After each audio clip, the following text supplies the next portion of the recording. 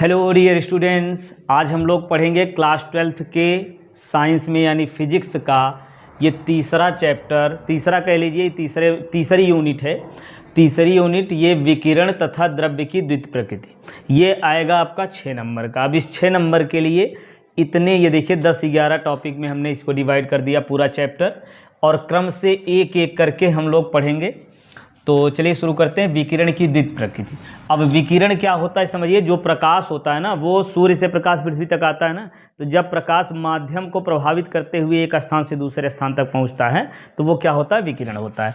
अब विकिरण की द्वितीय प्रकृति का मतलब ये है कि विकिरण में 2 गुण पाए जाते हैं। विकिरण में 2 गुण पाए जाते हैं, तरंग और कण।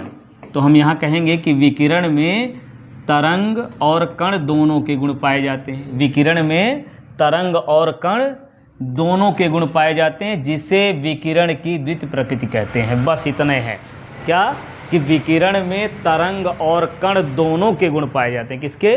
तरंग और कण दोनों के गुण पाए जाते हैं, जिसे विकिरण की द्वितीय प्रकृति कहते हैं। अब तरंग प्रकृति से हम अब तक देखिए, इस चैप्टर से पहले जितना भी पढ़े हैं, इस चैप्टर से पहले प्रकाश में जितनी घटनाएं पढ़े हैं, वे सभी घटनाएं तरंग प्रकृति से होती हैं। कौन कौन सी घटनाएं, जैसे लिख दे रहे हैं यहाँ पे। परावर्तन पढ़े हैं ना सबसे पहले परावर्तन, फिर अपवर्तन पढ़े हैं, फिर इसके बाद व्यतिकरण पढ़े हैं, फिर व्यतिकरण के बाद विवर्तन, और फिर ध्रुवण। ठीक, ये सभी, इन सभी घटनाओं की व्याख्या तरंग प्रकृति से की जा सकती है। ठीक है, विकिरण के तरंग प्रकृति से परावर्तन, अपवर्तन, व्यतिकरण, विवर्तन और ध्रुवण की व्याख्या की जा सकती है। ठीक है, और कण प्रकृति से कौन से गुण की व्याख्या की जा सकती है, जो हम लोग अभी आगे पढ़ेंगे। कौन सा? जैसे प्रकाश विद्युत प्रभाव। इसमें क्या पढ़ना है? प्रकाश विद्युत प्रभाव, प्रकाश विद्युत प्रभाव, और क्वांटा सिद्धांत, या कह लीजिए क्वांटम सिद्धांत। ठीक है, क्वांटा सिद्धांत या क्वांटम सिद्धांत। ठीक, कभी कभी क्वांटा सिद्धांत के नाम से भी प्रश्न पूछ लिया जाता है। ठीक है, क्वांटा सिद्धांत कहा जाए, क्वांटम सिद्धांत, बात एक ही है।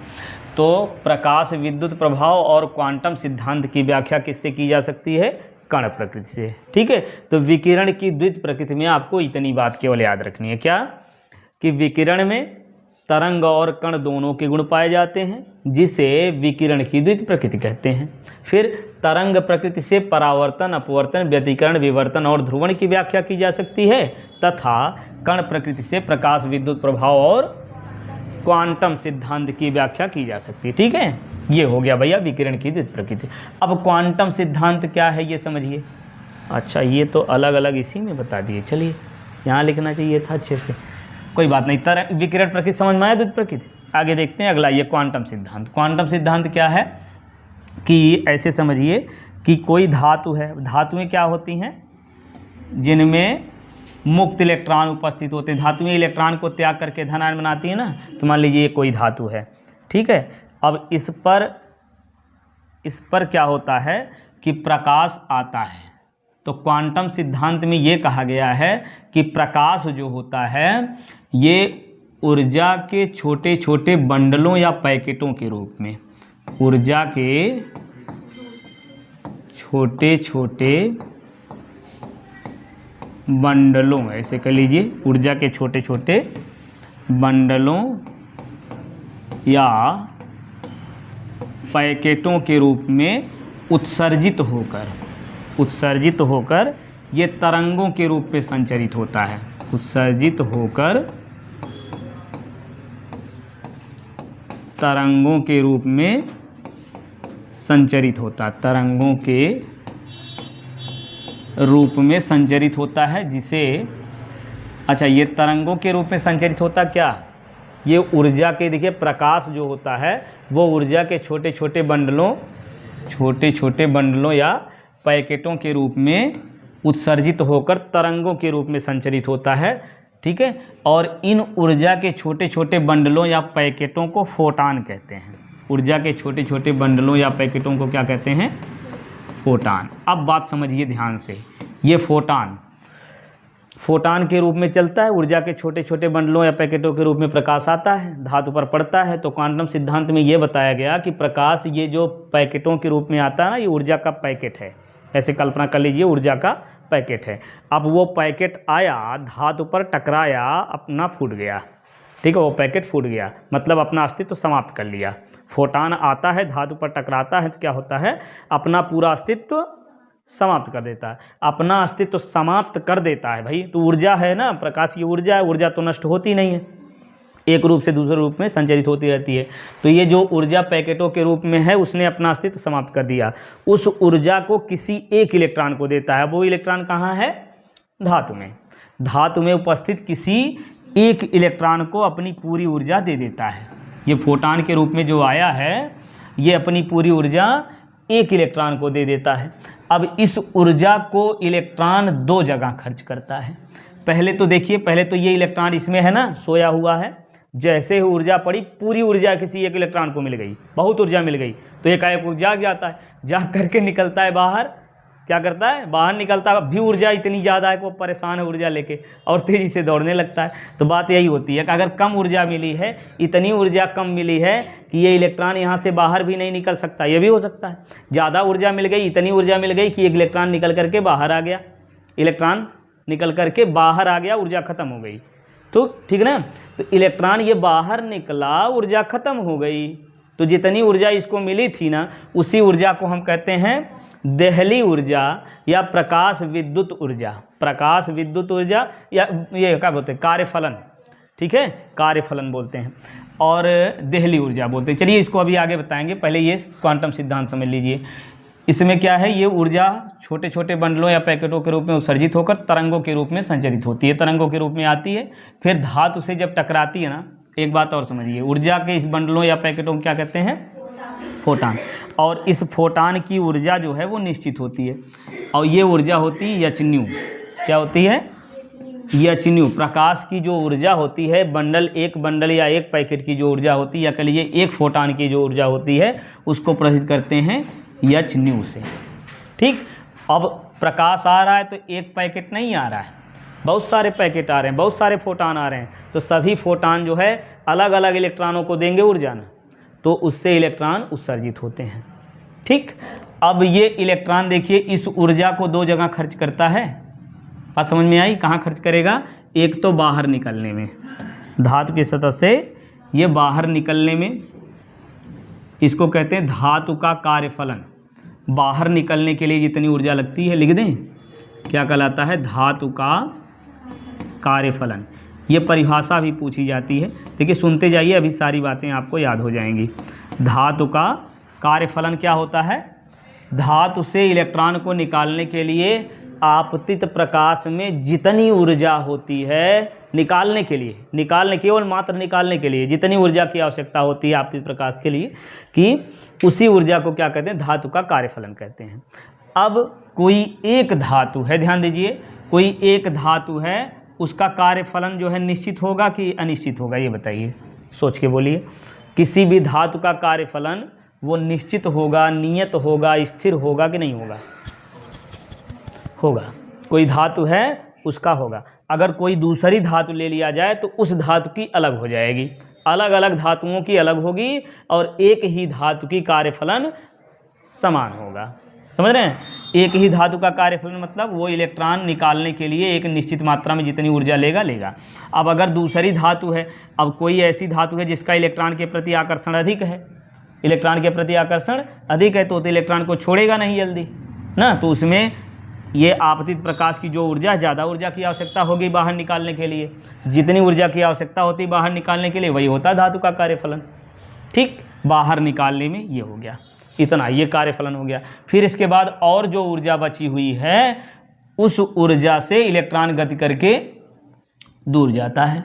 ठीक है, तो गति करके दूर जाता है, तो वो वाली ऊर्जा जो बाहर जाने के लिए जो ऊर्जा उपयोग होगी, उस ऊर्जा को हम कहेंगे क्या, गतिज ऊर्जा। अब देखिए दो जगह खर्च हो रही है ना, कौन सी ऊर्जा, फोटान की ऊर्जा, आपतित प्रकाश की के फोटान की जो ऊर्जा है वो 2 जगह खर्च हो रही। कहाँ? धातु का कार्यफलन प्लस गतिज ऊर्जा। और कौन सी ऊर्जा है? ये फोटान की ऊर्जा, यहाँ लिख सकते हैं फोटान की ऊर्जा।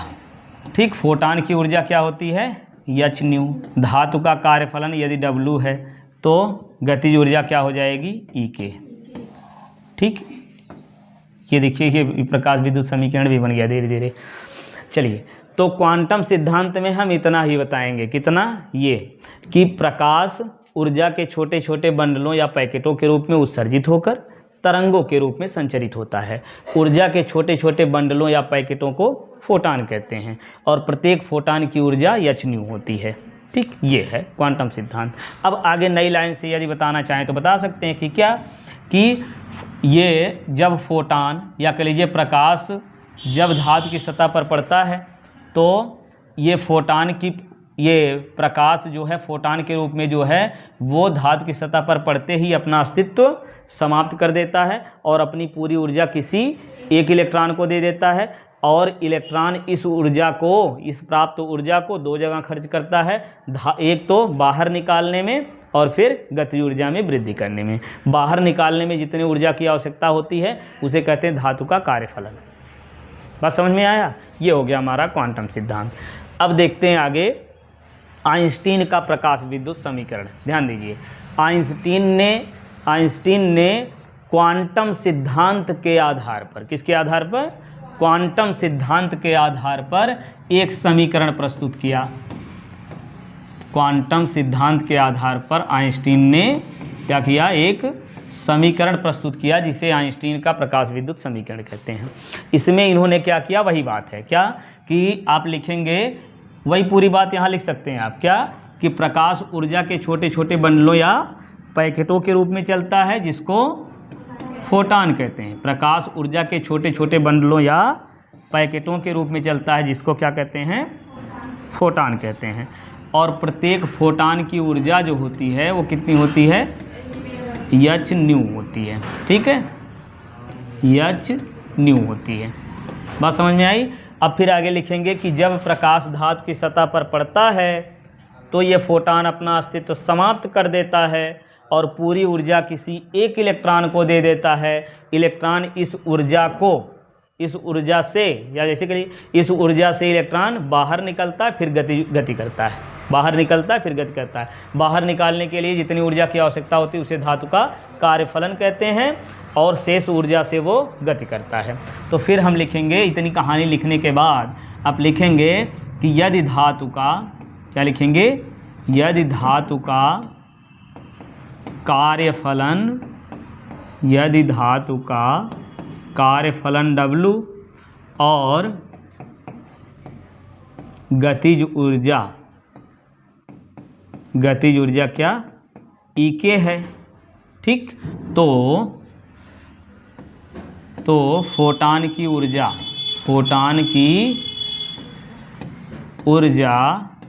h न्यू बराबर क्या हो जाएगी? W plus EK। इसको बना लीजिए समीकरण 1।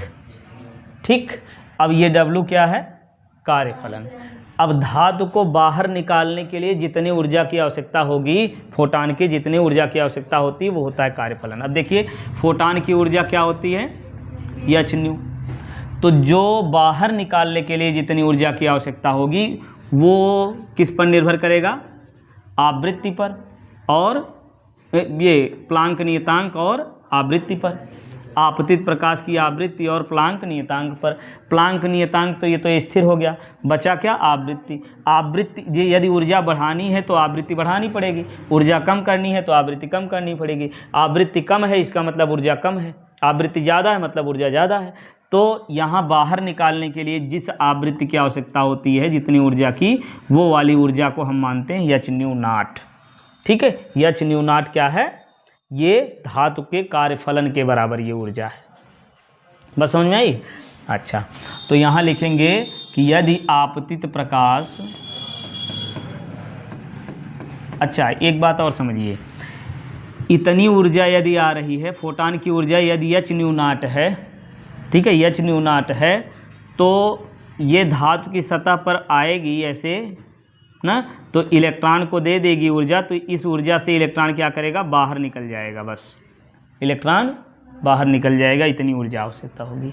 तो इसी ऊर्जा को जो है हम क्या कहते हैं, धातु का कार्यफलन कहते हैं, या इसी को हम कहते हैं देहली ऊर्जा। बात समझ में आई? तो देहली ऊर्जा। अब देहली ऊर्जा वाले प्रकाश की जो आवृत्ति होती है, जो आवृत्ति होती है, इसको कहते हैं देहली आवृत्ति। क्या कहते हैं? देहली आवृत्ति। देहली आवृत्ति वाला जो प्रकाश होता है, देहली आवृत्ति वाले प्रकाश की जो ऊर्जा होती है वो देहली ऊर्जा होती है। आप ऐसे भी कह सकते हैं, देहली आवृत्ति वाले प्रकाश की जो ऊर्जा होती है देहली ऊर्जा कहलाती है। देहली आवृत्ति वाले प्रकाश की जो ऊर्जा होती है उसे धातु का कार्यफलन भी कहते हैं। धातु का कार्यफलन कहिए या देहली ऊर्जा कहिए, ठीक। अब यहाँ हम मान लेंगे कि यदि आपतित प्रकाश की आवृत्ति एच न्यू नॉट है, आपतित प्रकाश की आवृत्ति कितना मान लिया जाए, ये न्यू नॉट, आवृत्ति न्यू नॉट है। अच्छा, आवृत्ति कौन सी आवृत्ति? देहली आवृत्ति ना। आपतित प्रकाश की देहली आवृत्ति, या ऐसे भी कह सकते हैं आपतित प्रकाश की वह न्यूनतम आवृत्ति जो इलेक्ट्रॉन को बाहर निकाल सकती है, वो आवृत्ति न्यू नॉट है, ठीक है। देहली आवृत्ति न्यू नॉट है तो धातु का कार्यफलन, ठीक। ये सेंटेंस और कैसे लिख सकते हैं बताया ना, समझ में आया कि नहीं? आप लिख सकते हैं क्या, आपतित प्रकाश की वह न्यूनतम आवृत्ति जो धातु की सतह से इलेक्ट्रॉन को निकाल सकती है ना, तो धातु का कार्यफलन W बराबर, ये कैपिटल W होता है, ओमेगा नहीं, W बराबर एच न्यू नॉट। अब यही मान समीकरण 1 में रख देंगे, यहाँ से लिखेंगे यह मान समीकरण 1 में रखने पर, यह मान समीकरण 1 में रखने पर। अब समीकरण 1 में रखिए तो क्या मिलेगा, एच बराबर, एच न्यू बराबर है ना, फोटॉन की ऊर्जा क्या होती है, एच न्यू होती है। फोटॉन की ऊर्जा ये एच न्यू बराबर कितना आएगा, डब्लू की जगह लिखना है H new not plus P के, ठीक। ये जो है आपका आइंस्टीन का प्रकाश विद्युत समीकरण बन गया। अब गतिज ऊर्जा के रूप में भी निकालना होता है। अब आगे लिखेंगे कि यदि उत्सर्जित इलेक्ट्रॉन का द्रव्यमान m, क्या, यदि उत्सर्जित, अब ये जो इलेक्ट्रॉन उत्सर्जित हो रहा है ये प्रकाश के द्वारा उत्सर्जित हो रहा है ना, तो इस ऊर्जा को जो है, इस इलेक्ट्रॉन को हम प्रकाश इलेक्ट्रॉन कहते हैं। क्या कहते हैं? उत्सर्जित प्रकाश इलेक्ट्रॉन, या इसी को कहते हैं फोटो इलेक्ट्रॉन, ठीक। प्रकाश इलेक्ट्रॉन या फोटो इलेक्ट्रॉन कह लीजिए। तो उत्सर्जित प्रकाश इलेक्ट्रॉन का द्रव्यमान, उत्सर्जित इलेक्ट्रॉन का द्रव्यमान m और अधिकतम गतिज ऊर्जा m है। क्योंकि गतिज ऊर्जा निकालनी है तो गतिज ऊर्जा के लिए सूत्र क्या होता है, हाफ m v स्क्वायर ना, तो m और v मानना पड़ेगा हमको यहाँ पे। तो इलेक्ट्रॉन का द्रव्यमान m और अधिकतम गतिज ऊर्जा, अधिकतम गतिज ऊर्जा समझ रहे हैं क्या बात है, कि एच न्यू नॉट के रूप में आया फोटॉन, उस ऊर्जा से इलेक्ट्रॉन बाहर निकला है, जितनी ऊर्जा बचेगी उसी ऊर्जा से वो गति करेगा, मतलब इतनी पूरी ताकत से गति करेगा। अधिकतम गतिज ऊर्जा वही होगी जितनी ऊर्जा से वो गति करेगा। अधिकतम वेग मान लेंगे भाई, अधिकतम वेग क्या, v मैक्स कर लीजिए, v मैक्स है तो प्रकाश इलेक्ट्रॉन की गतिज ऊर्जा, तो प्रकाश इलेक्ट्रॉन कहिए या फोटो इलेक्ट्रॉन, प्रकाश इलेक्ट्रॉन की क्या, गतिज ऊर्जा, गतिज ऊर्जा E के बराबर क्या आएगा, half m v max square, ठीक। अब इसको मान लीजिए समीकरण 2। अब यह मान समीकरण 2 में रख दीजिए। यह मान कहाँ रखना है?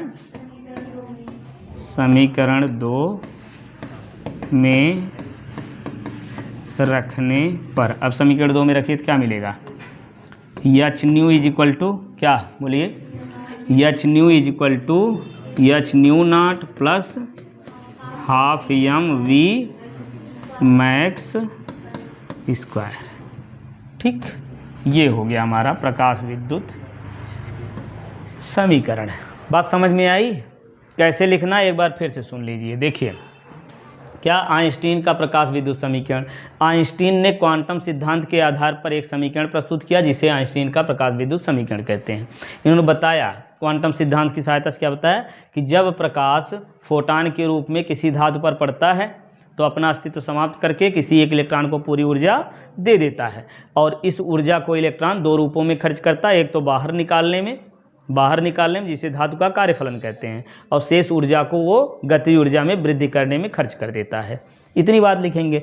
तो इतना लिखने के बाद फिर लिखेंगे कि अतः फोटान की ऊर्जा बराबर, आप हिंदी में यहाँ लिख सकते हैं धातु का कार्यफलन प्लस गतिज ऊर्जा, या डायरेक्ट हम लिख दिए फोटान की ऊर्जा एच न्यू बराबर ये कार्यफलन डब्लू गतिज ऊर्जा ई के। ठीक है, जोड़ दिए, इतना आ गया। अब फिर देखिए ये कार्यफलन क्या होता है? वह ऊर्जा, उतनी ऊर्जा जिससे इलेक्ट्रॉन बाहर निकलेगा, वह ऊर्जा जिससे इलेक्ट्रॉन बाहर निकलेगा। तो बाहर निकलने के लिए जितनी ऊर्जा की आवश्यकता है उसकी आवृत्ति जो है न्यू नॉट है। ठीक, तो यहाँ लिखेंगे कि यदि आपतित प्रकाश की वह न्यूनतम आवृत्ति जिससे इलेक्ट्रॉन का उत्सर्जन हो सकता है न्यू नॉट है। आपतित प्रकाश की वह न्यूनतम आवृत्ति जिससे इलेक्ट्रॉन का उत्सर्जन होता है वह न्यू नॉट है। या सरल शब्द में एक लाइन में ऐसे भी लिख सकते हैं, आपतित प्रकाश की देहली आवृत्ति न्यू नॉट है तो धातु का कार्यफलन W बराबर एच न्यू नॉट हो जाएगा। ठीक, ये हो गया। W का मान रख दीजिए, ये आ गया। फिर मान लेंगे भाई गतिज ऊर्जा निकालनी, द्रव्यमान और वेग मानना है।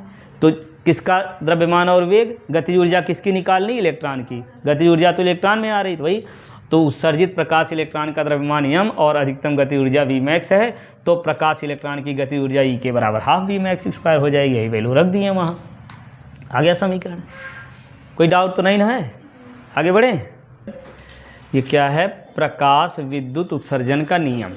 तो देखिए प्रकाश विद्युत उत्सर्जन का नियम समझने से पहले कुछ प्रयोग हम लोग देखेंगे, है ना। सबसे पहले हर्ट्ज का प्रयोग। ये यदि आ जाए जैसे प्रकाश विद्युत प्रभाव के बारे में, किसके बारे में? प्रकाश विद्युत प्रभाव। तो इन तीनों प्रयोगों के बारे में आप लिख सकते हैं ना। पहला प्रयोग किसने किया? हर्ट्ज ने। यहाँ हर्ट्ज का प्रयोग ऐसे भी, ये हर्ट्ज ने 1887 ईस्वी में बताया कि क्या, एक विद्युत विसर्जन नली लिया। क्या है ये? विद्युत विसर्जन नली में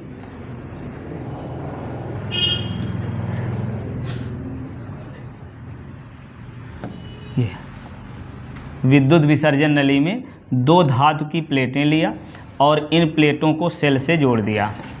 ठीक, इन प्लेटों को किससे जोड़ दिया? सेल से। ये ऋण प्लेट है, ये धन प्लेट हो जाएगी। अब इन्होंने बस इतनी बात बताया कि विद्युत विसर्जन नली की ऋण प्लेट पर, विद्युत विसर्जन नली की ऋण प्लेट पर पराबैंगनी किरणों को आपतित कराने पर, कौन सी किरणें? पराबैंगनी किरणों को आपतित कराने पर, यहाँ लिख दे रहे हैं पराबैंगनी किरणों को क्या करते हैं? आपतित कराने पर विद्युत विसर्जन होने लगता है। बस इतनी बात इन्होंने बताई। क्या बताया? कि विद्युत विसर्जन नली की ऋण प्लेट पर, विद्युत विसर्जन नली की ऋण प्लेट पर जब पराबैंगनी किरणों को आपतित कराते हैं तो क्या होता है? विद्युत विसर्जन होने लगता है, विद्युत विसर्जन होने लगता है। बस इतनी बात बताई इन्होंने। ठीक, आगे बता दिया, कुछ किया नहीं। फिर इसके बाद ये 1888 ईस्वी में, 1888 ईस्वी में हालवैस ने, किसने ना, इन्होंने क्या बताया? ये बताया कि विद्युत विसर्जन नली की ऋण प्लेट पर, बस इतनी बात लिखेंगे, विद्युत विसर्जन नली की ऋण प्लेट पर क्या करते हैं, पराबैंगनी किरणों को आपतित कराने पर विद्युत धारा का प्रवाह होता है। ऋण प्लेट पर लिख दें क्या, समझ जाएंगे ना कि ऋण प्लेट पर पराबैंगनी किरणों को आपतित कराने पर क्या होता है, विद्युत धारा का प्रवाह होता है, विद्युत धारा प्रवाहित होने लगती है, या कहिए विद्युत विसर्जन होने लगता है। परंतु धन प्लेट पर क्या करने पर, पराबैंगनी किरणों को आपतित कराने पर विद्युत धारा का प्रवाह नहीं होता, या कहिए विद्युत विसर्जन नहीं होता, विद्युत धारा का प्रवाह नहीं होता, यहाँ होता है। बात समझ में आई? बस हालवेस ने केवल इतनी बात बताई। क्या बताया कि विद्युत विसर्जन नली के ऋण प्लेट पर पराबैंगनी किरणों को आपतित कराने पर विद्युत धारा का प्रवाह होता है, परंतु धन प्लेट पर पराबैंगनी किरणों को आपतित कराने पर विद्युत धारा का प्रवाह नहीं होता है। ठीक है, नहीं होता है, इतना बताया, और इसकी व्याख्या ये जो है नहीं कर सके। ठीक है, हालवेस ने इसकी व्याख्या नहीं किया। फिर बाद में ये हालवेस के बाद जे टॉमसन ने, ठीक है, जे टॉमसन ऐसे लिख दें, जे टॉमसन ने, जे टॉमसन ने कब किया, जब इलेक्ट्रॉन की खोज हुई थी। कब हुई थी? 1898 में।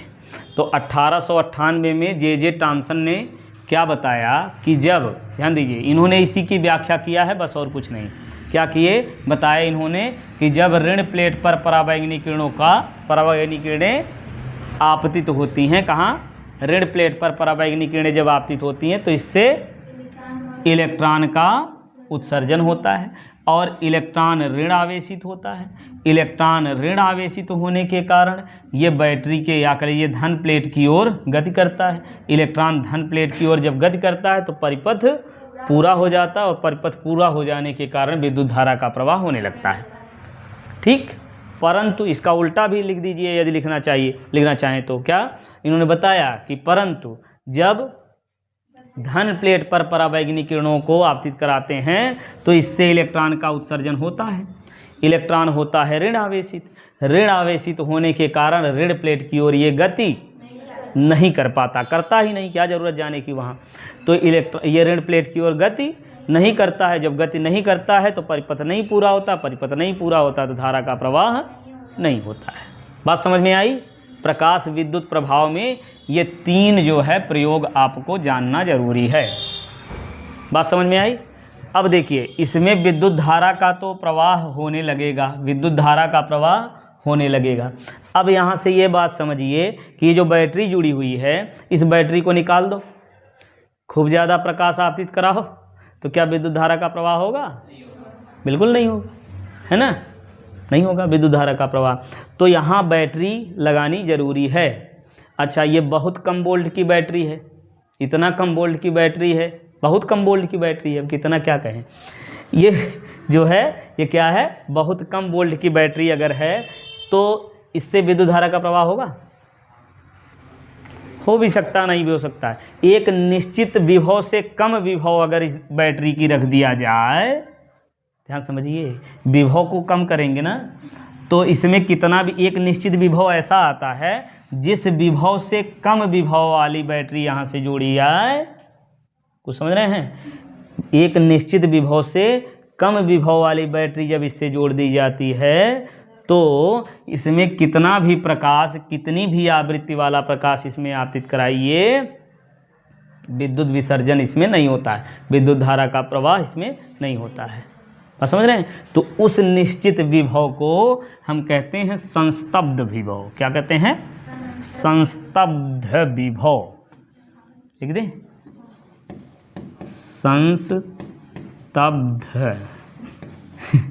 संस्तब्ध विभव। ठीक है, विभव, हाँ दूसरी बात लिख रहे थे, संस्तब्ध विभव। और इसी को कहते हैं निरोधी विभव, और एक और कुछ कहते हैं,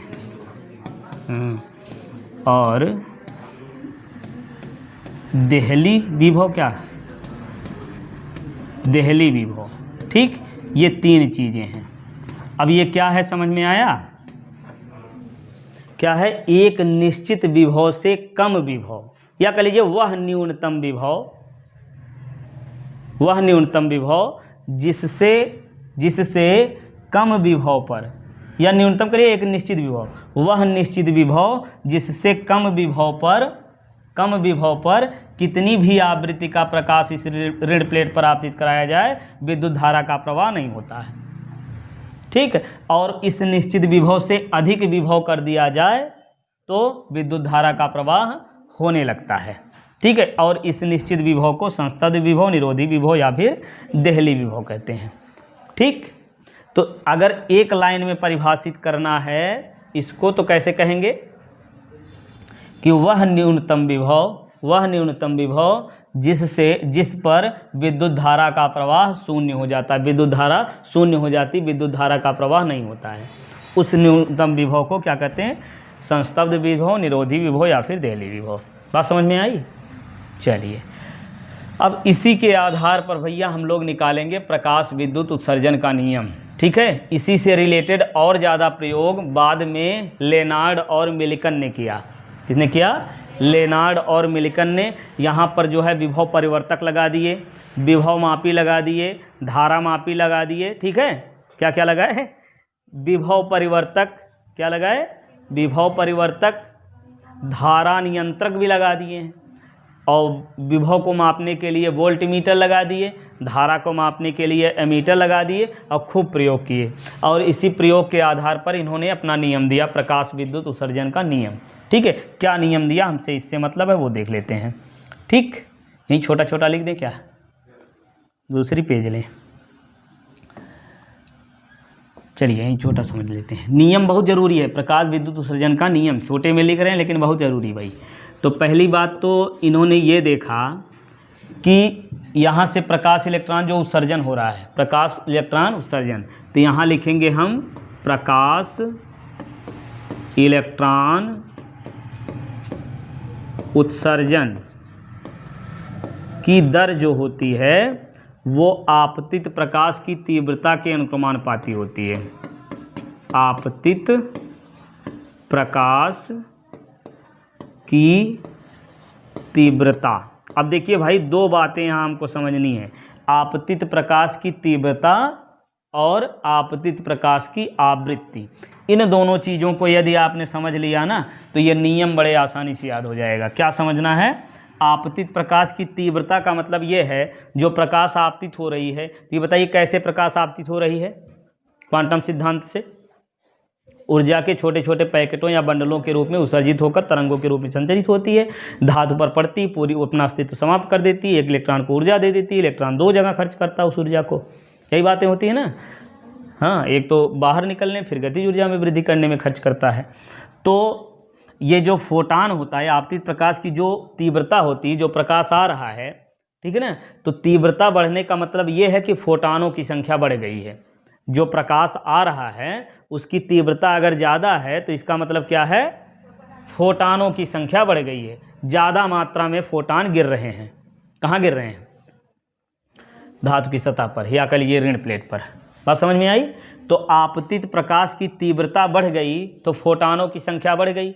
अब ये फोटान किसी एक इलेक्ट्रॉन को ऊर्जा देता है ना, बहुत सारे फोटान आ रहे हैं तो बहुत ज़्यादा इलेक्ट्रॉन को ऊर्जा मिल जाएगी। तो जब ज़्यादा इलेक्ट्रॉनों को ऊर्जा मिल जाएगी तो ज़्यादा इलेक्ट्रॉन गति करेंगे, ज़्यादा इलेक्ट्रॉन गति करेंगे।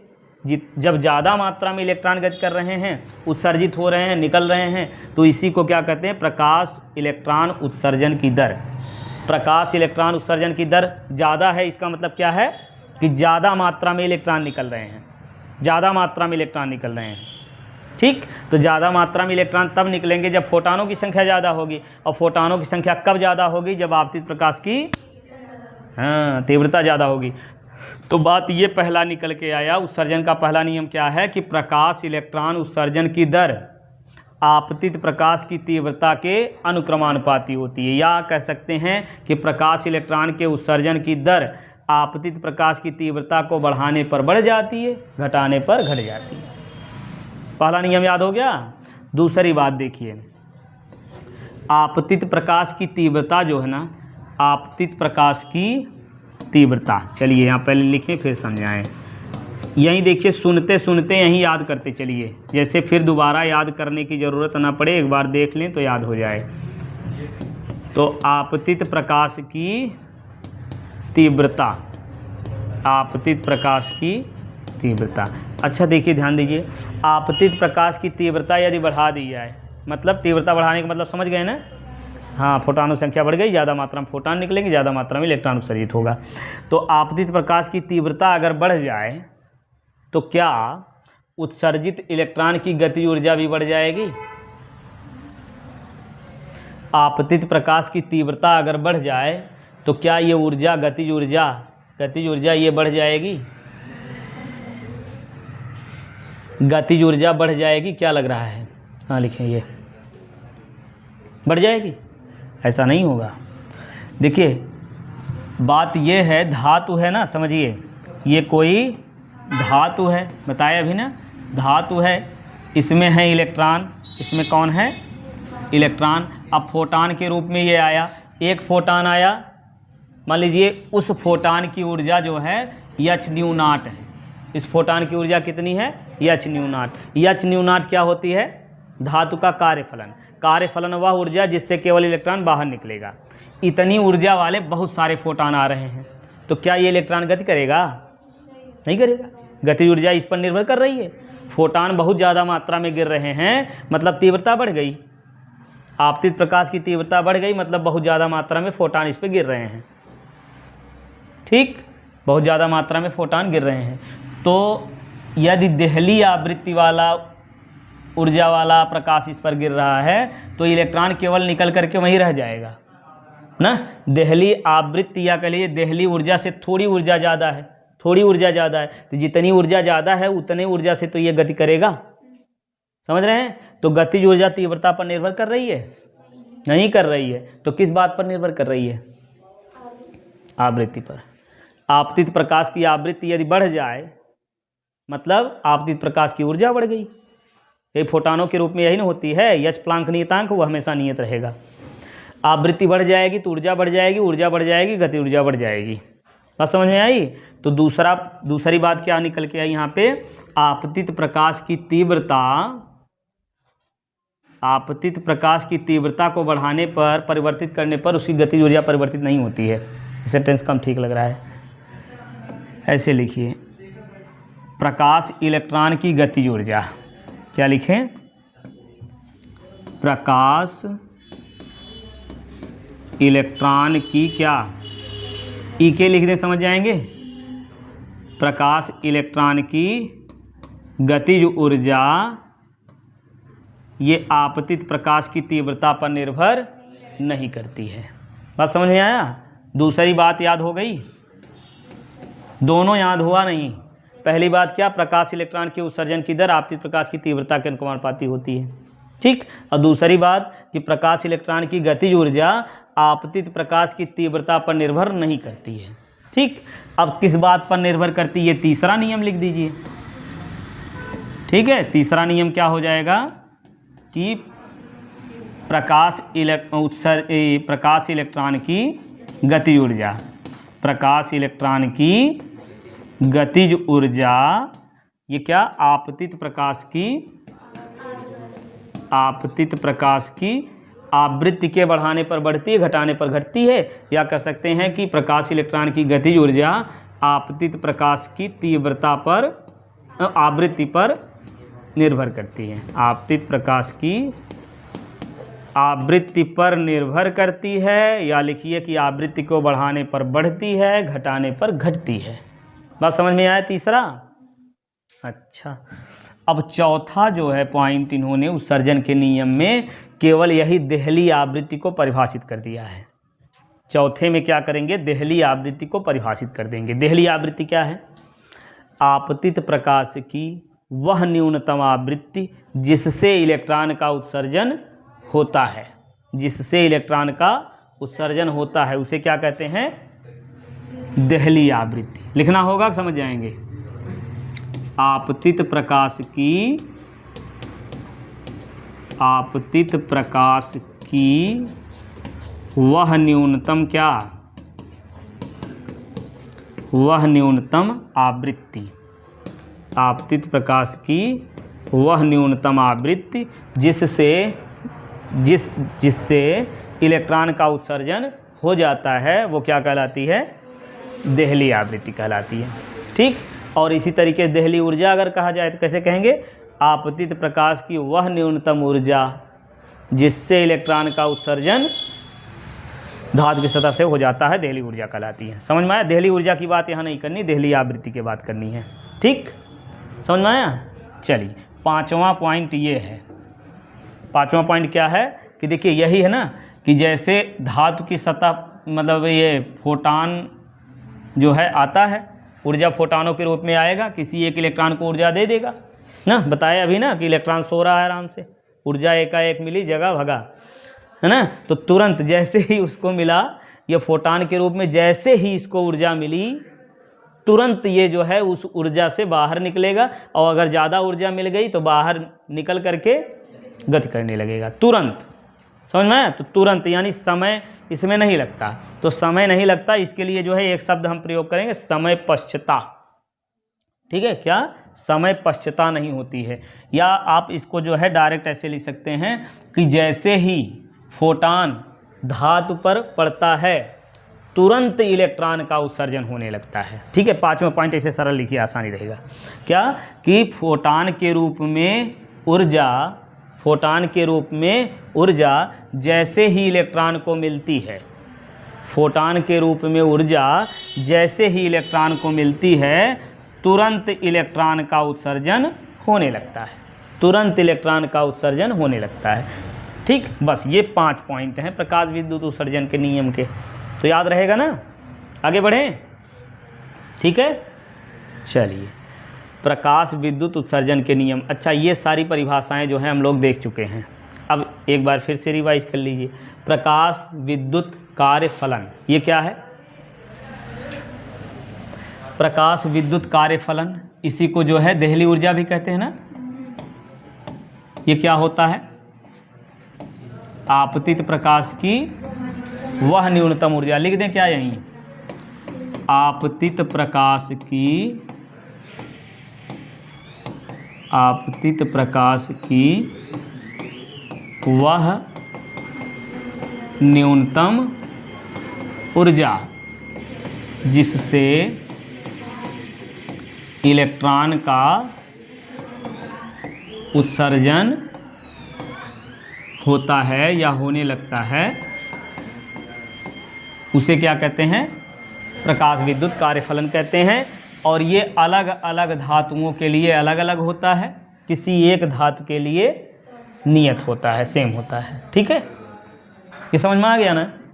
चलिए अगला, देहली आवृत्ति क्या कहेंगे कि देहली ऊर्जा या कह लीजिए देहली ऊर्जा वाले प्रकाश की जो आवृत्ति होती है उसे देहली आवृत्ति कहते हैं।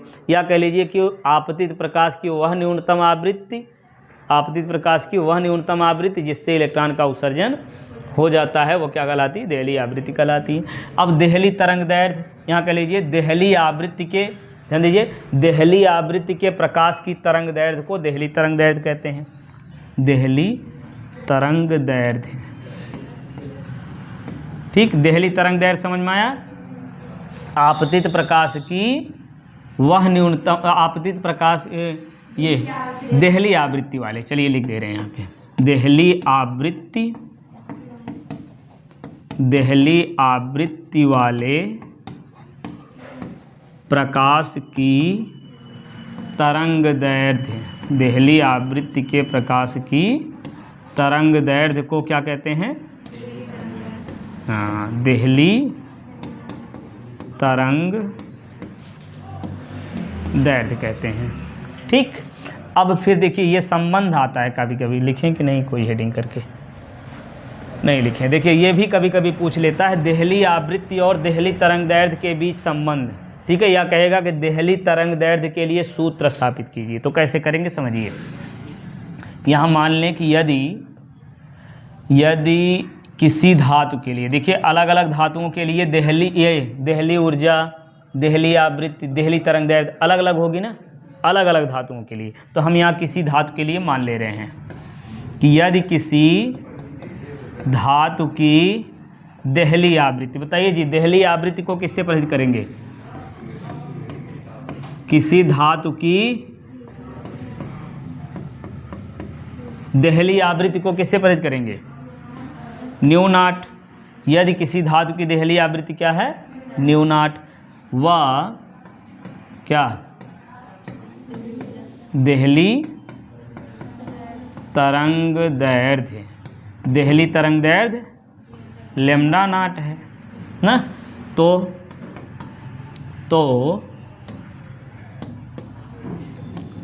प्रकाश विद्युत कार्यफलन, प्रकाश विद्युत कार्यफलन, तो धातु का करें ना, धातु का प्रकाश जिस धातु के लिए निकालें उसी धातु के लिए कार्यफलन, नीचे लिखें कार्यफलन W बराबर क्या आएगा? H new not. ठीक, अब हम लोग जानते हैं फार्मूला, चूँकि आवृत्ति बराबर क्या होता है? आवृत्ति बराबर क्या होता है? विद्युत चुंबकीय तरंगे चैप्टर में हम लोग पढ़ चुके हैं। आवृत्ति बराबर चाल बटे तरंग दैर्ध्य, यही ना होता है? तरंग दैर्ध्य। ठीक, आवृत्ति बराबर चाल बटे तरंग दैर्ध्य। तो आवृत्ति कौन सी? देहली आवृत्ति न्यू नॉट। और ये फोटान के रूप में कौन चल रहा है? फोटान के रूप में कौन चल रहा है? प्रकाश चल रहा है ना। प्रकाश फोटानों के रूप में चलता है, ऊर्जा के छोटे छोटे बंडलों या पैकेटों के रूप में चलता है। अब प्रकाश चल रहा है तो प्रकाश की ये क्या है? चाल। तो प्रकाश की चाल को किससे प्रेरित करें? C अपान लैम्डा नॉट। ठीक है, तो न्यू नॉट की जगह यहाँ हम लिखेंगे तो क्या मिलेगा? W बराबर H, क्या बोलिए? H C अपान लैम्डा नॉट। ये भैया हो गया तरंग दैर्ध्य। ठीक, कौन सा?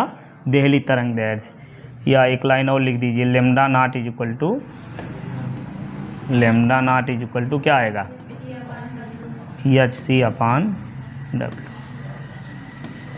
ठीक, समझ में आया? आगे बढ़ें। ये परिभाषाएं याद रहेंगी ना? प्रकाश विद्युत कार्यफलन, देहली आवृत्ति, देहली तरंग दैर्ध्य।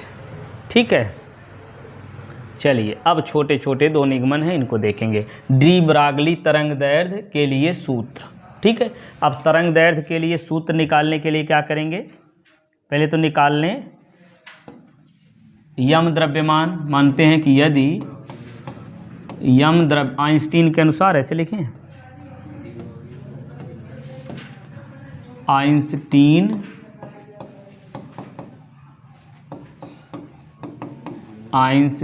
के सापेक्षता के सिद्धांत से यम द्रव्यमान की ऊर्जा कितनी हो जाएगी? यम द्रव्यमान की ऊर्जा कितनी? E बराबर mc²। ठीक, ये मिल गया समीकरण 1। ठीक है, और फिर इसके अलावा और ऊर्जा कौन सी हम जानते हैं? दूसरी ऊर्जा, पूरी ऊर्जा कितनी होगी? अरे भाई कार्यफलन होगा ना ऊर्जा का। यम द्रव्यमान के लिए वो कार्यफलन निकालेंगे हम। धातु का कार्यफलन लिख दें क्या? धातु का कार्यफलन, धातु का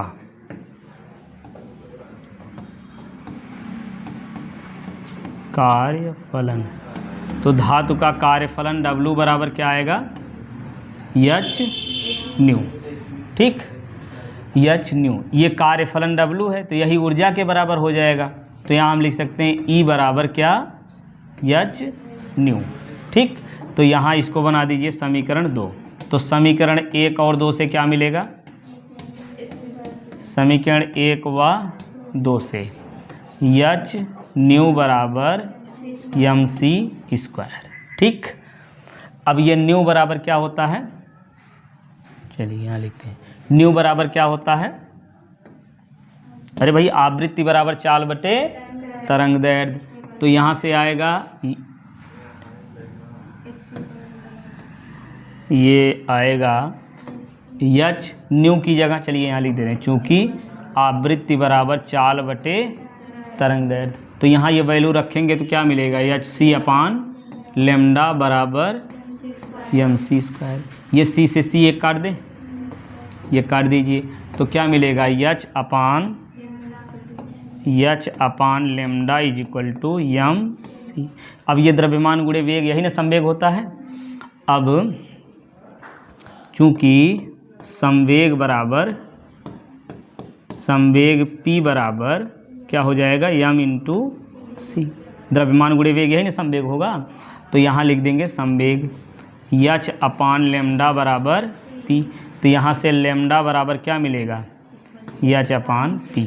ये बन गया भाई तरंग दैर्ध्य और संवेग में संबंध, या डी ब्रागली तरंग दैर्ध्य का सूत्र है। ये समझ में आया। डी ब्रागली तरंग दैर्ध्य कैसे मिलेगा, आइंस्टीन के सापेक्षता के सिद्धांत से E बराबर एम सी स्क्वायर कर लीजिए, ठीक।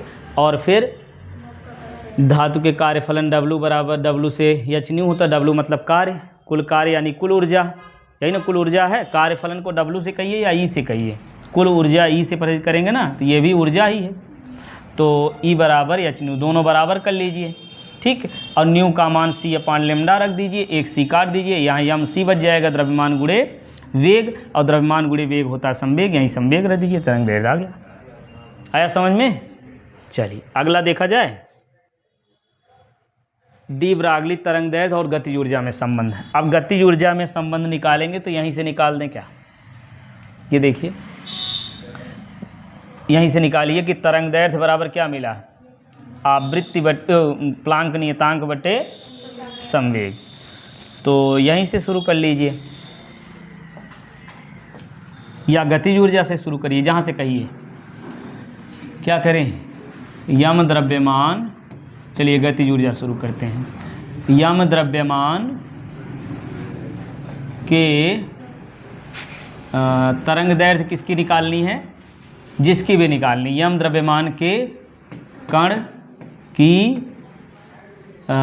का वेग, ऐसे करिए, यम द्रव्यमान के कण का वेग v है, तो गतिज ऊर्जा क्या, E के बराबर क्या आएगा, हाफ यम वी स्क्वायर, यही ना होगा। अब यहाँ से वेग निकाल लेंगे, देखिए हमको करना क्या है, पूरी बात दिमाग में समझ लीजिए कि यहाँ से तो जो है वेग निकाल लेंगे, हमको निकालना है गतिज ऊर्जा और तरंग दैर्ध्य में संबंध, ठीक है। तो तरंग दैर्ध्य लेमडा बराबर क्या मिला हमको, एच अपान पी। अब P है संवेग, तो लेमडा बराबर एच अपान पी, संवेग मतलब द्रव्यमान गुणे वेग, ठीक है। C लिखिए, V लिखिए, V क्यों लिख रहे हैं, क्योंकि ये कण भी हो सकता है, प्रकाश इलेक्ट्रॉन भी हो सकता है, ठीक है। तो द्रव्यमान गुणे वेग, वेग का मान वहाँ से निकाल करके इसमें रख देना, बस आ गया आपका तरंग दैर्ध्य और गतिज ऊर्जा में संबंध, ठीक। तो पहले इसको चाहे तो लिख सकते हैं या पहले इसको लिख सकते हैं, यहाँ से लिखेंगे तो V का मान पहले निकाल लेना है। तो गतिज ऊर्जा को K से परहेज कर लें भाई, E के थोड़ा बड़ा दिख रहा है ना, गति ऊर्जा को क्या लिख लें, K लिख दें। तो यहाँ से V का मान निकालिए, क्या आएगा, 2K, 2 से गुणा हो गया, यम वी स्क्वायर। तो अब यहाँ से V स्क्वायर बराबर क्या आएगा, बताइए, V स्क्वायर का मान कितना आएगा, 2K अपान यम। तो अब V का मान कितना, अंडर रूट 2K अपान यम, सही है। अच्छा, ये V का मान मिल गया। अब यहाँ हम लिखेंगे कि चूँकि तरंग दैर्ध्य, यह बात सभी चीज़ें मानना पड़ेगा, क्या, लेमडा बराबर देखिए क्या है, यम इंटू वी। तो यम और वी तो मान ही चुके हैं, तरंग दैर्ध्य मानना है, यह तो कांस्टेंट है ही, ठीक है। तो यहाँ हम लिखेंगे लेमडा तरंग दैर्ध्य, तो डायरेक्ट लिखो यार, एक ही चीज़ मानना है, क्या फ़ायदा, क्या लिखें, तरंग दैर्ध्य, डी ब्रागली तरंग दैर्ध्य लिखिए, है ना, डी ब्रागली तरंग दैर्ध्य क्या आएगा, लैम्डा बराबर एच अपान पी। ठीक है, और चूंकि पी बराबर क्या हो जाएगा, द्रव्यमान गुणे वेग, तो यहाँ से लैम्डा बराबर क्या आएगा, एच अपान यम वी। अब समीकरण 1 इसको बना दीजिए। अब क्या करेंगे, समीकरण 1 से मिलेगा क्या, लैम्डा बराबर एच अपान यम। देख रहे हैं v का मान कितना लिखना है, √2k अपान यम, यही ना। अब जो रूट के बाहर होता है अंदर लिखते हैं 2 बार गुणा करके, तो कर लीजिए। तो क्या मिलेगा, लैम्डा बराबर एच अपान, देख रहे हैं ये अंडर रूट लगाइए, 2 यम स्क्वायर कर दें, यम स्क्वायर के, और बटे में 1 यम ये कट गया, तो यहाँ से लैम्डा बराबर मिल गया,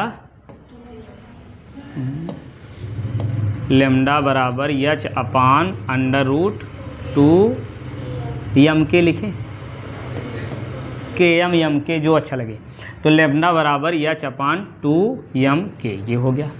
अब यदि मानते हैं, देखिए इलेक्ट्रॉन जो उत्सर्जित हो रहा है, यदि जो इलेक्ट्रॉन उत्सर्जित हो रहा है, तो इलेक्ट्रॉन उत्सर्जित होने का मतलब यहाँ कुछ न कुछ विभवांतर लगाया गया था, उसी से इलेक्ट्रॉन निकला है। तो यहाँ हम लिखेंगे कि यदि इलेक्ट्रॉन, क्या लिखें कि यदि इलेक्ट्रॉन v वोल्ट के विभवांतर द्वारा त्वरित होता है, यदि इलेक्ट्रॉन क्या, कैपिटल V मानते हैं, v वोल्ट के विभवांतर से त्वरित होता है, मतलब समझ रहे हैं, वेग उसका बढ़ रहा है ना, v वोल्ट के विभवांतर से त्वरित होता है, v वोल्ट के विभवांतर से त्वरित होता है, तो उसकी ऊर्जा कितनी हो जाएगी, तो गतिज ऊर्जा या डायरेक्ट ऊर्जा लिखिए जैसा अच्छा लगे, गतिज ऊर्जा के बराबर क्या हो जाएगा, EV होगा कि नहीं होगा, नहीं समझ में आया। ये देखिए विभवांतर वाली परिभाषा से V बराबर क्या होता है, W/Q। यहाँ आवेश है ना, तो यहाँ इस डेरिवेशन में आवेश की जगह कौन है, इलेक्ट्रॉन है ना, तो यहाँ से W बराबर क्या आएगा, इलेक्ट्रॉन गुणे विभवांतर, मतलब आवेश गुणे विभव, समझे। तो V वोल्ट के विभवांतर से यदि इलेक्ट्रॉन त्वरित हो रहा है, तो ऊर्जा बराबर इलेक्ट्रॉन गुणे विभवांतर हो जाएगा, तो इलेक्ट्रॉन क्या, EV। कोई डाउट तो नहीं यहाँ, ये हो जाएगा। अब इसको मान लें समीकरण कितना, 2, इसको बनाइए समीकरण 2। अब यहाँ लिखेंगे समीकरण 2 से, समीकरण 2 से हमको क्या मिल जाएगा, लैम्डा बराबर एच अपान √2 यम EV। ठीक, ये हो गया भाई हमारा गतिज ऊर्जा और तरंग दैर्ध्य में संबंध, और यदि विभवांतर दिया हुआ हो तो ये हो जाएगा,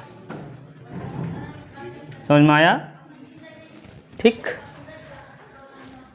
फिर से बताना, इसमें क्या गया, कुछ करना ही नहीं। देखिए यम द्रव्यमान के कण का वेग v मान लिए, गतिज ऊर्जा से पक्षांतर करके वेग निकाल लिए।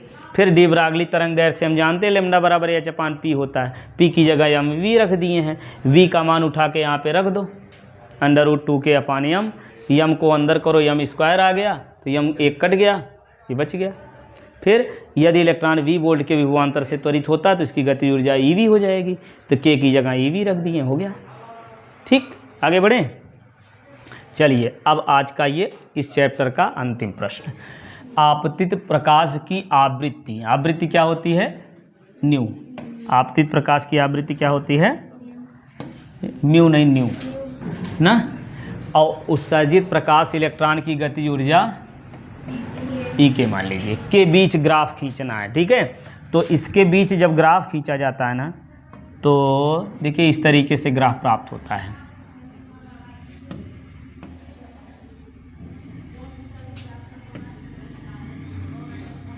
ये ग्राफ जो प्राप्त होता है, ये देखिए, ये जो y अक्ष है आपका, y अक्ष यहाँ लिखेंगे, ये गतिज ऊर्जा है, ये क्या है, E के लिख दें, समझ जाएंगे ना, E के गतिज ऊर्जा, ये क्या है, गतिज ऊर्जा। जैसे जैसे ऊपर जाएंगे ये गतिज ऊर्जा बढ़ेगी, जैसे जैसे नीचे आएंगे गतिज ऊर्जा घटेगी। ओह, घटेगी ऊर्जा। अच्छा, गतिज ऊर्जा क्या ऋणात्मक भी हो सकती है? ज़्यादा से ज़्यादा कोई गति मतलब उसमें कुछ ना कुछ वेग होगा तो गतिज ऊर्जा होगी, कोई रुका है तो गतिज ऊर्जा शून्य होगी। ऋणात्मक होने का कोई प्रश्न ही नहीं उठता ना। यार कौन है? तो ये गतिज ऊर्जा ऐसे। तो अब देखिए इसमें जब ग्राफ मिलता है ना, ये गतिज ऊर्जा यहाँ ऋणात्मक, इलेक्ट्रॉन और अंदर चला गया क्या? धातु पर प्रकाश पड़ा, इलेक्ट्रॉन और अंदर चला गया। ऐसा मत करिए। देखिए ये क्या है कि इसमें ग्राफ मिलता है। देखिए ये गतिज ऊर्जा के लिए ये हो गया वाई अक्ष मतलब गतिज ऊर्जा, और एक्स अक्ष की जगह यहाँ हम क्या लिखेंगे? दूसरी चीज़ क्या है? आवृत्ति। हाँ, आपतित प्रकाश की आवृत्ति। यहाँ क्या लिखेंगे? ये आपतित प्रकाश की आवृत्ति, आपतित प्रकाश की आवृत्ति। ठीक है, तो इन दोनों के बीच जब ग्राफ खींचते हैं ना तो इस तरीके से ग्राफ प्राप्त हुआ था, ऐसे ऐसे प्राप्त हुआ। ठीक, अब इसमें क्या है कि ये देखिए ये आवृत्ति है, ये क्या है? आवृत्ति। यहाँ जो है आवृत्ति कितनी है? यहाँ पर आवृत्ति कितनी है? 0 है। गतिज ऊर्जा कितनी है? 0 है। इसका मतलब ये है कि प्रकाश अभी आपतित नहीं हो रहा है, प्रकाश अभी धातु की सतह पर नहीं आ रहा है। फिर एकदम कम आवृत्ति वाला प्रकाश आपतित कराए, एकदम कम आवृत्ति वाला प्रकाश आपतित कराए तो क्या इलेक्ट्रॉन उत्सर्जित हुआ? गतिज ऊर्जा कुछ बढ़ी?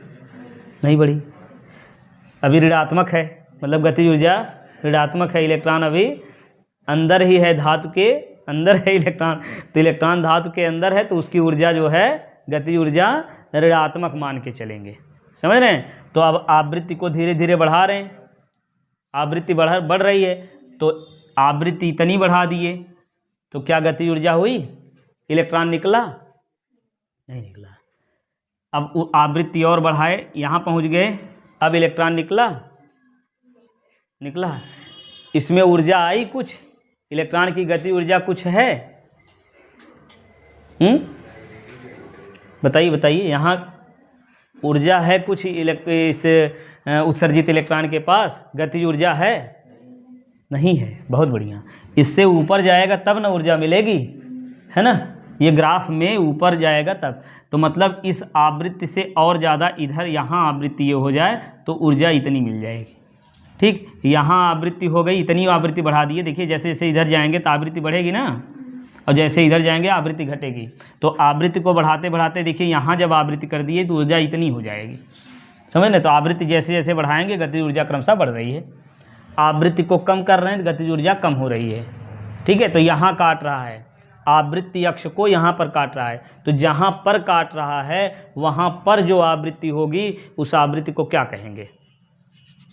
बताइए। ये इलेक्ट्रॉन तो उत्सर्जित हो गया लेकिन गतिज ऊर्जा इसमें नहीं है अभी, तो उस वाली आवृत्ति को क्या कहते हैं?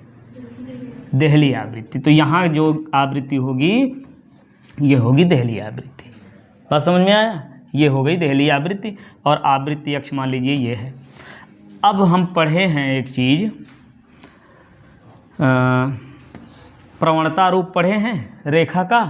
प्रवणता रूप इस तरीके से ग्राफ खींचते थे ना, वाई अक्ष पर कटा अंतःखंड सी कहते थे, और इसकी प्रवणता यम है, और ये होती एक्स अक्ष होता था, ये वाई अक्ष होता था ना, अब भी है।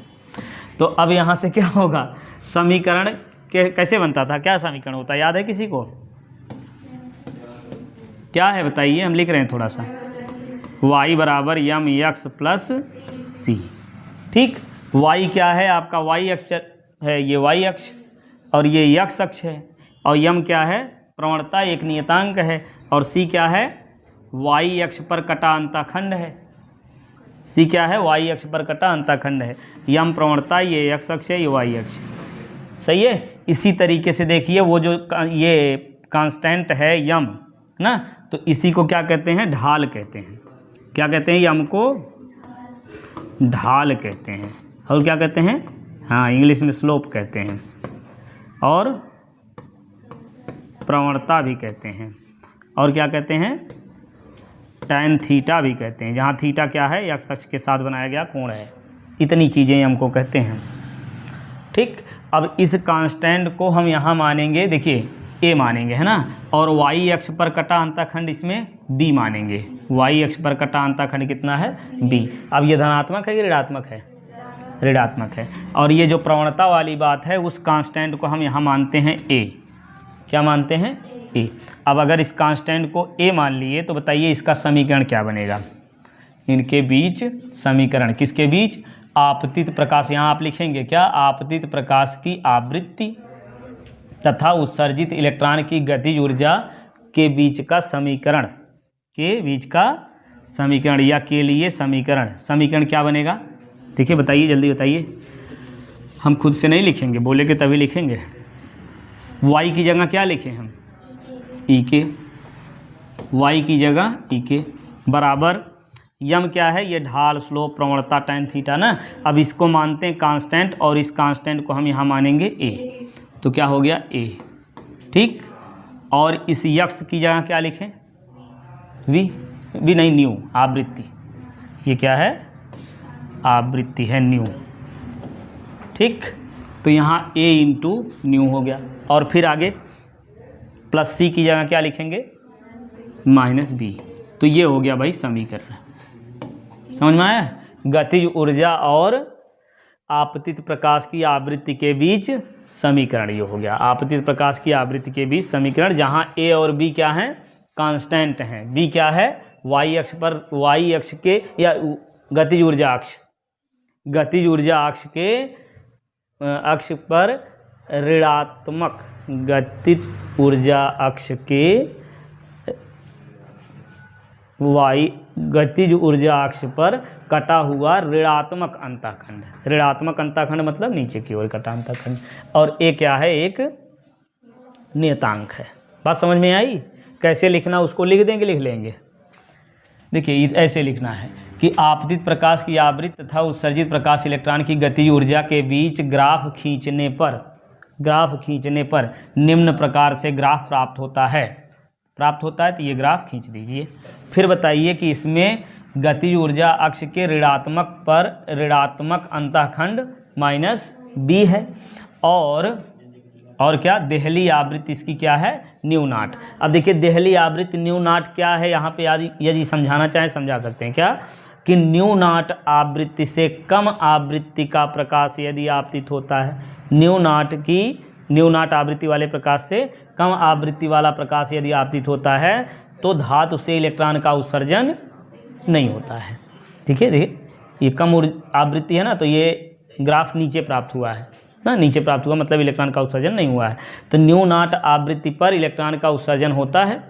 ठीक है, अब इस न्यू नॉट आवृत्ति से अधिक आवृत्ति का प्रकाश आपतित कराने पर इलेक्ट्रॉन में गतिज ऊर्जा आ जाती है। ठीक है, आवृत्ति को बढ़ाने पर इसके बाद ऊर्जा बढ़ती जाती है। इतनी बात समझा के आप ग्राफ खींच के यहाँ से ये समीकरण बना सकते हैं। और फिर समीकरण बनाने के बाद आप लिखेंगे क्या, गतिज ऊर्जा और ये आवृत्ति के बारे में मान ही चुके हैं। यहाँ बताएंगे वाई ऊर्जा अक्ष पर ऋणात्मक अंतःखंड माइनस b है, और ए क्या है, एक नियतांक है। क्या है, एक नियतांक है, जिसको क्या कहते हैं, ढाल, स्लोप, प्रवणता। tan थीटा मत कहो, गणित नहीं लगाना, कोण दिया रहेगा तो हो सकता है निकालना भी पड़े। ठीक है, तो इतनी चीज़ें या ए को हम कह सकते हैं। समझ में आया। तो इस प्रकार से ये पूरा चैप्टर आपका कंप्लीट हो गया। तो एक झलक में थोड़ा सा जल्दी जल्दी देख लीजिए। विकिरण की द्वित प्रकृति क्या होती है। विकिरण में तरंग और कण दोनों के गुण पाए जाते हैं। तरंग के गुण से, तरंग प्रकृति से परावर्तन, अपवर्तन, व्यतिकरण, विवर्तन, ध्रुवण की व्याख्या की जा सकती है। और कण प्रकृति से प्रकाश, विद्युत प्रभाव और क्वांटम सिद्धांत की व्याख्या।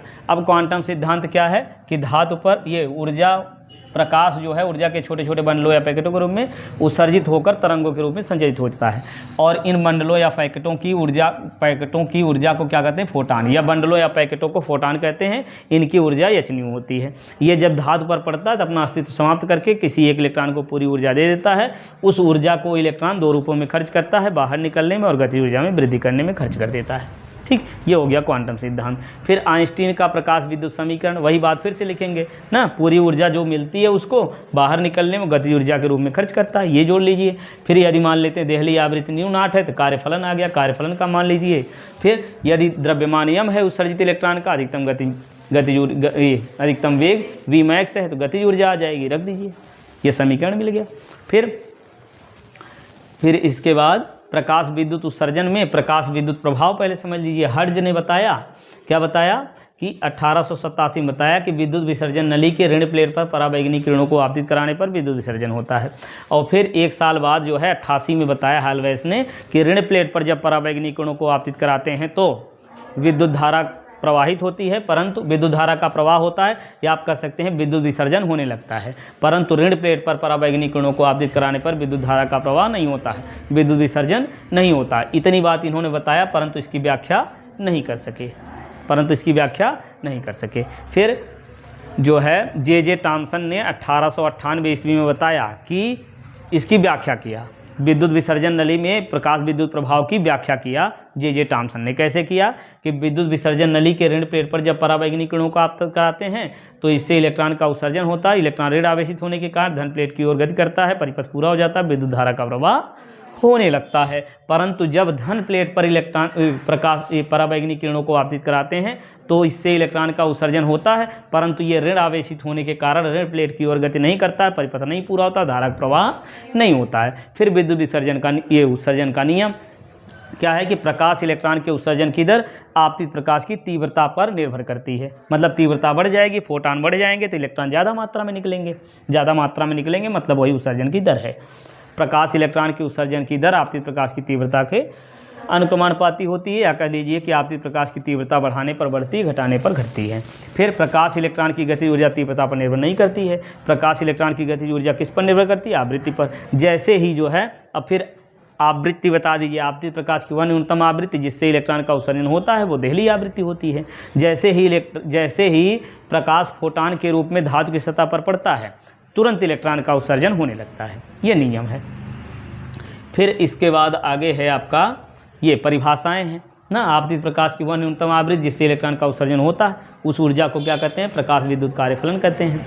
और ये वह आपतित प्रकाश की वह न्यूनतम आवृत्ति जिससे इलेक्ट्रॉन का उत्सर्जन हो जाता है देहली आवृत्ति कहलाती है। देहली आवृत्ति वाले प्रकाश की तरंग दैर्घ्य को देहली तरंग दैर्घ्य कहते हैं। यदि मान लिया जाए किसी धातु की देहली आवृत्ति न्यू नॉट, देहली तरंग दैर्घ्य लैम्डा नॉट है, तो धातु का कार्यफलन W बराबर H new not. New not क्या है? आवृत्ति बराबर चाल बटे तरंग दैर्घ्य। चाल किसकी है?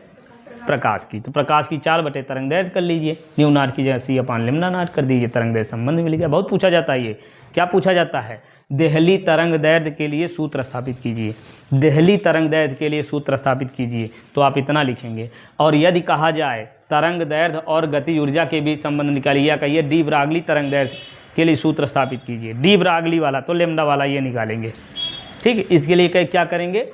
आइंस्टीन के सापेक्षता के सिद्धांत से m द्रव्यमान की ऊर्जा E बराबर mc², और फोटॉन की ऊर्जा यहाँ लिख सकते हैं, फोटॉन की ऊर्जा ऐसे भी लिख सकते हो, क्या? फोटॉन की ऊर्जा h न्यू बराबर इतना, तो दोनों ऊर्जाएं बराबर कर लीजिए, ठीक है। न्यू की जगह यहाँ आवृत्ति बराबर चाल बटे तरंग दैर्घ्य फिर कर दिए, c से c कट गया, mc यानी संवेग रख दिया, हो गया, ठीक। पक्षांतर कर लिए, लैम्डा बराबर h/p, ठीक।